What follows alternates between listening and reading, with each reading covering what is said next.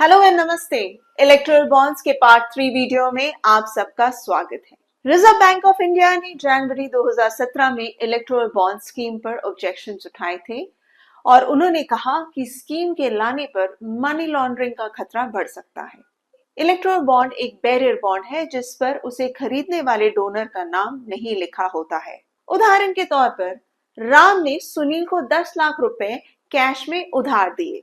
राम ने सुनील को बोला कि वो उससे 10 लाख रुपए कैश में लौटाने के बजाय अपने कंपनी के नाम पर 10 लाख रुपए का एक इलेक्टोरल बॉन्ड खरीद के दे दे। अब उस 10 लाख रुपए के इलेक्टोरल बॉन्ड को जिसे सुनील की कंपनी ने खरीदा है, उससे राम एक पॉलिटिकल पार्टी को डोनेट कर देता है। इस केस में राम ने अपने 10 लाख रुपए के ब्लैक मनी को सुनील के जरिए वाइट करवाया और सुनील की कंपनी का इस्तेमाल करके बॉन्ड्स खरीदा। हालांकि रियल डोनर राम है, लेकिन बैंक के रिकॉर्ड में सुनील की कंपनी को परचेजर के रूप में दिखाया जाएगा।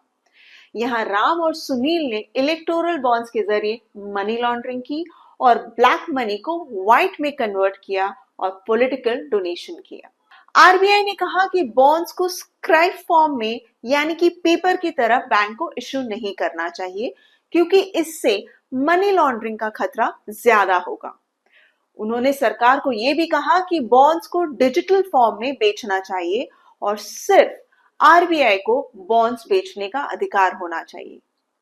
लेकिन सरकार ने आरबीआई की बात नहीं सुनी। अब आते हैं कि ministry of law and justice ने इलेक्टोरल बॉन्ड स्कीम पर क्या-क्या ऑब्जेक्शंस उठाए थे। पहला ऑब्जेक्शन, मिनिस्ट्री ने भी आरबीआई की तरह बॉन्ड्स को एक कागज के तौर पर इशू करने पर मना किया और ये भी कहा कि बॉन्ड्स को प्रॉमिसरी नोट नहीं कह सकते, क्योंकि ये सिर्फ एक ही एंटिटी को दे सकते हैं और वो है पॉलिटिकल पार्टी। दूसरा, स्कीम कहता है कि सिर्फ वही पॉलिटिकल पार्टी बॉन्ड्स के जरिए चंदा ले सकती है जिसको कम से कम 1% वोट शेयर मिला हो लोकसभा या विधानसभा इलेक्शन में। मिनिस्ट्री ने कहा कि ये proposal section 29B of the representation of the people act 1951 का उल्लंघन करता है, जिसके अनुसार कोई भी पॉलिटिकल पार्टी चंदा ले सकती है। सरकार ने तुरंत एक्ट के सेक्शन 29B का अमेंडमेंट कर दिया।